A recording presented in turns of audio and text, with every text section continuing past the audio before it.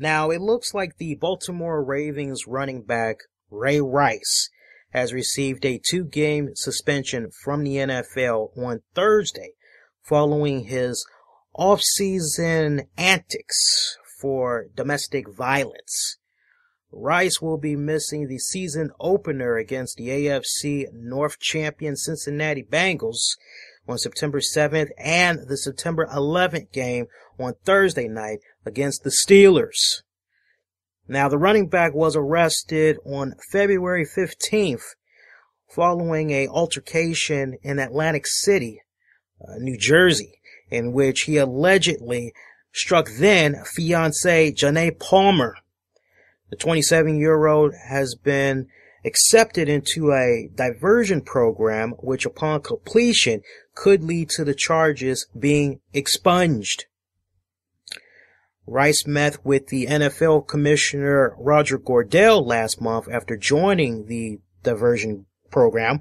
Goodell ultimately decided to suspend the running back for 2 games without pay and fine him an additional check for conduct determinal, hope I'm pronouncing that right. If not, work with me, folks, to the NFL in violation of the league's personal conduct policy.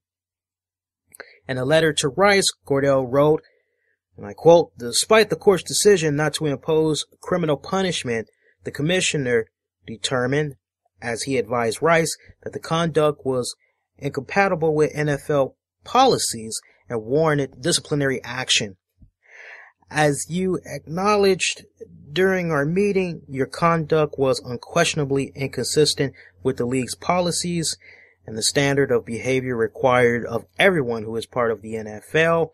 The league is an entity that depends on integrity and in the confidence of the public, and we simply cannot tolerate conduct that endangers others or reflects negatively on our game. This is particularly true with respect to domestic violence and other forms of violence against women." Now, folks, Rice's suspension, get this, it's not going to begin until August 30th. He will be eligible for reinstatement on September 11th after that Steelers game we mentioned earlier. Rice will participate in all aspects of training camp and preseason games. It is disappointing that I will not be with my teammates for the first 2 games of the season, but that's my fault, Rice had said in a statement that was issued by the Ravens. As I said earlier, I failed in many ways, but Janae and I have learned from this. We have become better as a couple and as parents. I am better because of everything we have experienced since that night. The counseling has helped tremendously. As you all know, Rice has played 6 years for the Ravens. He's the team's career leader in total scrimmage yards and ranks behind Jamal Lewis in total yards rushing. Now, this has just been a shitstorm on social media. ESPN definitely not the place you want it to be when this all had pretty much dropped on Friday. Stephen A. Smith. You guys know Stephen A. Smith. Loudmouth black guy, got the goatee and all that. He usually gets his mouth into some trouble. Well, this go round, this guy had opened his mouth in a big way, and it was not good. Now, after hours of making televised remarks that seem to suggest women sometimes invite physical abuse upon themselves.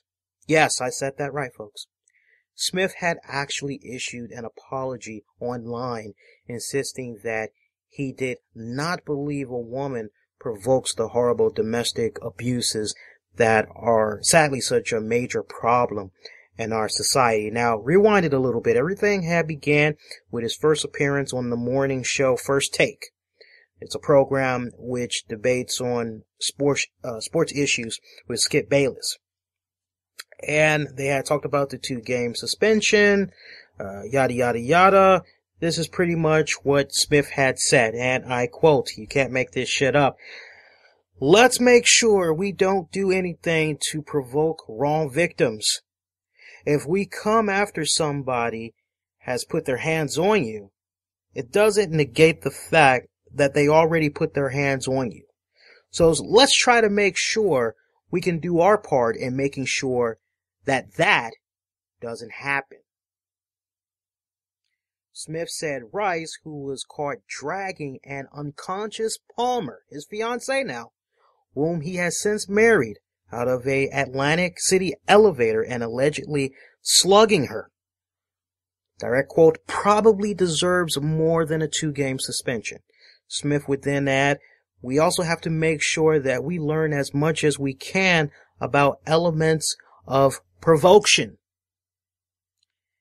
This was a serious backlash for many females. You all know, you guys that's out there, I know there's a lot of you guys that check us out. I know there's a lot of you guys that have your girlfriends, your wives, your partner, that love the football, love the basketball, whatever, but there is a really good, decent amount of female football fans. And I've been just seeing all the activity that's been coming in the past couple of days. A lot of females very pissed off with this whole 2-game suspension. Definitely pissed off at the controversial words that Stephen A. Smith had said, to the point that ESPN colleague Michelle Bedell sarcastically had commented on Twitter, saying that she was now aware that she can provoke her own beating. I mean, who knew, right?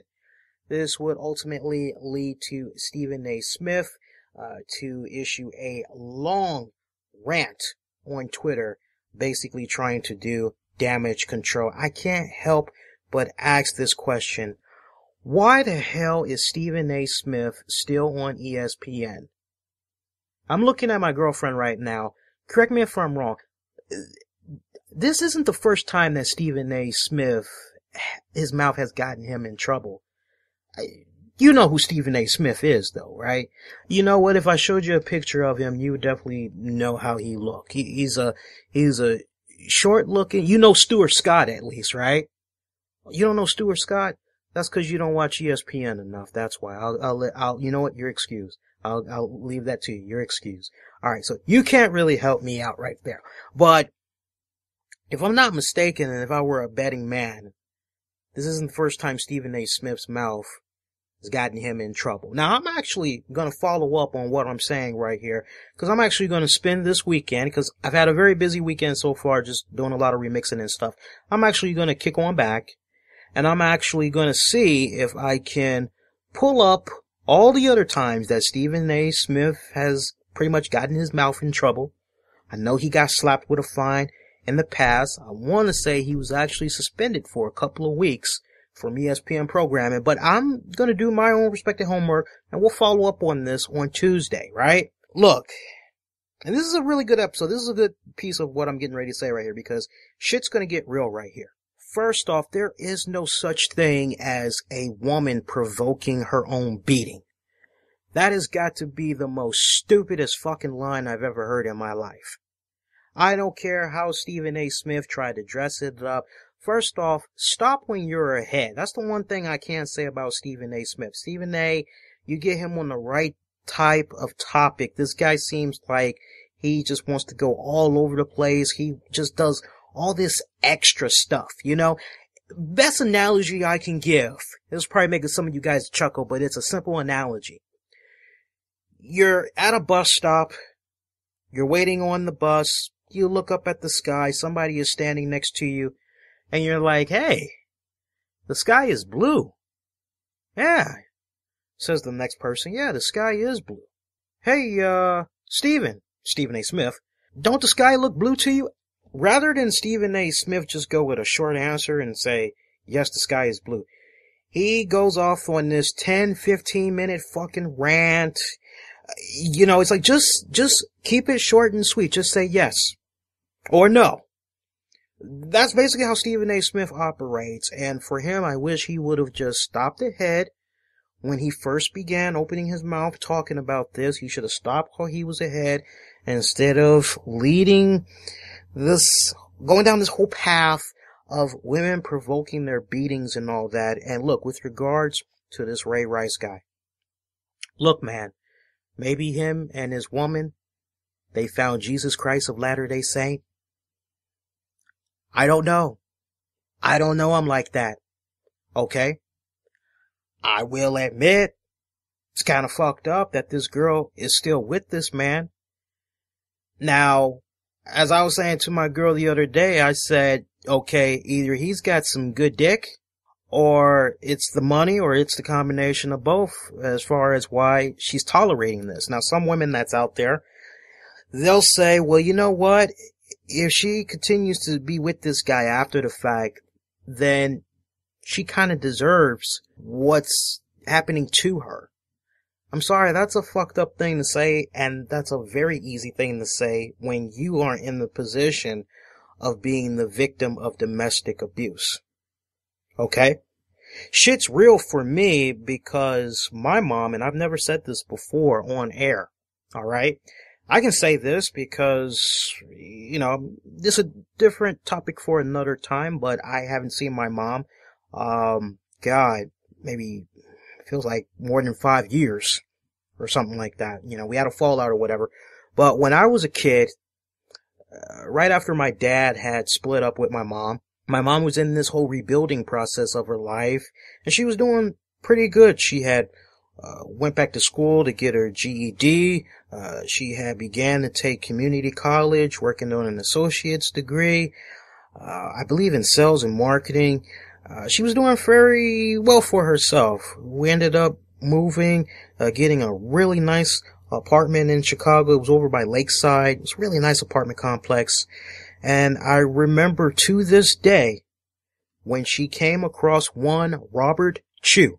And I'll never forget, it was at a Rent-A-Center that was a couple of blocks away from where we lived.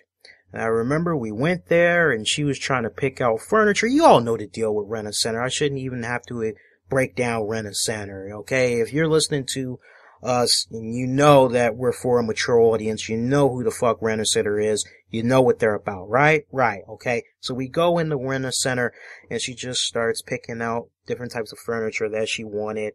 And I could just remember being, my God, I probably was maybe 8, 9 years old. And there was just something about this motherfucker that just rubbed me the wrong way. I couldn't put my finger on it. Tall, light-skinned guy, Coke bottle glasses. I mean those traditional Coke bottle glasses. They don't make them like they used to now. Now you guys get away with perfect thin lenses. Back then, your eyes look very beady in these little Coke bottle glasses. Kind of like the light-skinned guy that was on Martin, and he had the messed up short hair in the front, and then he had like this 80s long hair and beads going on in the back. You usually would see him at the barber shop where Martin would get his hair cut and all that. He kind of had that type of look with the Coke bottle glasses, and I remember the fake-ass smile that he was giving my mom. All this bullshit. And there was just something about him that I just did not like. I couldn't put my finger on it. Next thing I know, my mom starts dating this guy. Every single time I'm in a situation where it's me and him, the guy treated me like shit. The guy didn't want to have anything to do with me. He really wouldn't talk to me. He wouldn't play with me. And back then, I was a big toy collector. I mean, you name the toy, I had it. I had a really nice, cool set of Ninja Turtle action figures. I mean, the original set, alright, folks? Guy wouldn't spend any time with me whatsoever. But, back then, I really didn't know how to be very vocal with my mom and be like, I don't like this guy. I think I might have said a little something, but she just shrugged it off or whatever. We had a studio apartment. Next thing I know, God, it must have took like less than 3 months. This guy managed to move in with my mom. I start to hear a little bit of abuse because there's only but so much space in a studio apartment. I mean, just picture it. You got your studio apartment. You got me on a sofa that folds out to a bed. And then on the other side, you have another sofa that folds out to a bed. You've got the kitchen right there. The only privacy that you can kind of have is a bathroom, but that's still kind of like out in the open. So you don't really have privacy, not unless you have the place to yourself. So trying to do number 2, everybody's going to know what you're doing. Late at night, I would hear this guy rape my mom, and I would hear him slap her. And he would be doing this with the covers over, because he didn't want me seeing it. Eventually, you fast forward a couple of months, this guy had my mom's head so screwed up. She coughed up the studio apartment that she had to get an apartment with him where, he really started showing his true colors. One bedroom, I'm out in the living room. About every other night, this guy was slapping my mom around. He knew not to bruise her up to the point that, okay, she's got to go to work the next day. He would smack her around. He'd go for the body. He'd mess her up all over the place. And it would just operate like that for several months. He would beat her for the silliest shit. I remember one time I came home. My mom made my favorite. It was macaroni and cheese, fried chicken, green string beans. I think I just came home from school or something like that. I did my homework. My mom was like, it was time to eat. I came, sat at the table. She gave me some extra mac and cheese. I asked her if I could have an extra piece of chicken. She was like, yeah, sure, here you go. And he didn't like the fact that I got more food than him. And he was out working all day, busting his ass, yada, yada, yada, all that bullshit. So later that night, you know what happens. Oh yeah, he beat my mom. One night, I got tired of hearing my mom getting beat up. At this point, I believe I was 9 going on 10. I remember I grabbed a hockey stick and I went into this little closet, and basically we used it for storage space. There'd be like a couple of hamper bins in there and all of that, but over the top of the wall there was a gap. And if you could get over that little gap between it and the ceiling, you would be in the closet in my mom's room. So I grabbed a hockey stick. I believe I grabbed a butcher knife too. I'm not sure. I definitely remember grabbing a hockey stick. I want to say I grabbed a knife too. And I hopped over the bin, all that, and I stood, I was in the closet. I waited patiently. I timed it right. I heard him smacking her around, and she said, stop. Why do you keep doing this to me? And I just bust that fucking door down, and I said, get the fuck off my mother, you son of a bitch. That is what finally made my mom realize she had to get out of that situation, because now her kid was involved. And I remember she picked up the phone. She called her cousin. I think his name was Guy. I can't really remember him now, but I remember he brought some 2 hard-hitting motherfuckers with him. And my mom was like, talk that shit now. Talk that shit now. What are you gonna do now, nigga? What are you gonna do now? And, he just, like a frozen bitch. Like a frozen fucking deer in headlights. It's so funny I'm talking about deers too. True story.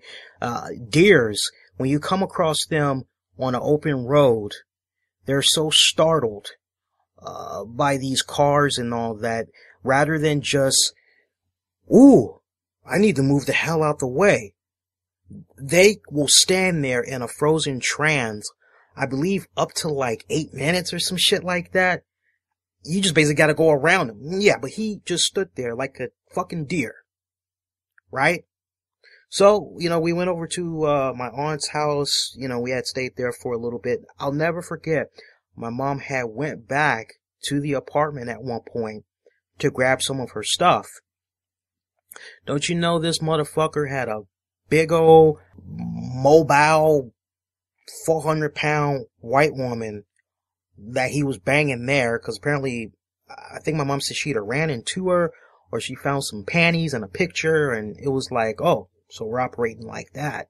It's easy for people to kick back and say, oh, well, she had that coming if she decides to stay with him. It's easy to say that from such a high pedestal when you're not even in that position yourself. You haven't been exposed to it.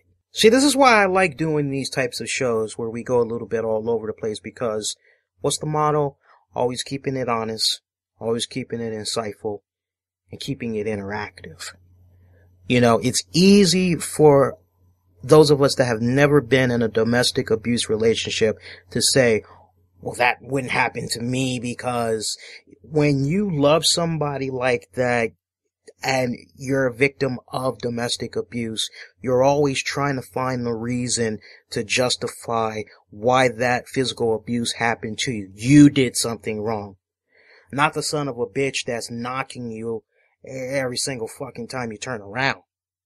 So special shout out to those of you that's out there that are in some type of a domestic abuse relationship. It happens to guys as well, and surprisingly that number has just been growing yearly. There are, some of you may think it's a laughing matter, but there's actually guys that are in a domestic abuse relationship. I don't care if you're a male, I don't care if you're a female, I don't care if you're transgender, I don't care if you're gay, I don't care if you're lesbian. If you're involved in some type of a domestic abuse relationship wise, there is a way for you to get out of there. The first step is to get yourself some type of a good support system. Get it together.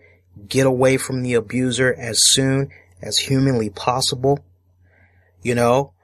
And get the cops involved. Do everything you need to do. Take control of your life. That's the first step. Because if a person is willing to abuse you physically, you know what? If they're willing to bloody your face up and all that and hit you and all that, they're probably capable of more darker things, such as you being 6 feet deep. It's not worth the risk. Now, is there such thing as, well, everybody makes a mistake. Everybody slips. Some people will hit. I'm very happy to say in the relationships that I've been in, no matter how mad I've got, I'm proud to say I've never hit my woman. I go hit a wall, I go throw something at the window, nothing that they did. It's just what any normal couple would get into an argument, over, but nothing to the point that it's like, I hate you so much, I'm gonna fucking beat you to the bloody fucking pulp. I mean, are you serious? What the NFL did right here is a very bad example, because we have guys like Michael Vick, and you know what, to his credit, he's been doing okay. But looking back at the time, he was involved in such a dark organization, a dark underworld organization at that, with the whole dog fighting and the breeding and all that. At one point, it was indefinite that, he wasn't going to be able to come back to the NFL. If I'm not mistaken, I think he had like a lifetime ban until some people got involved, and, next thing you know, it eventually had got lifted. But for the NFL to be as extreme as it was at that point, and this was under Gordell, you put a human life into play and you get a 2-game suspension? I'm sorry, that's a crock of bullshit. You all are more than welcome to sign off on that. We're definitely going to have this be an excerpt available on our YouTube channel. So go out of your way. Definitely feel free to share your interactions. We'll definitely follow up on what you all have to say on a future episode of the RCWR Show.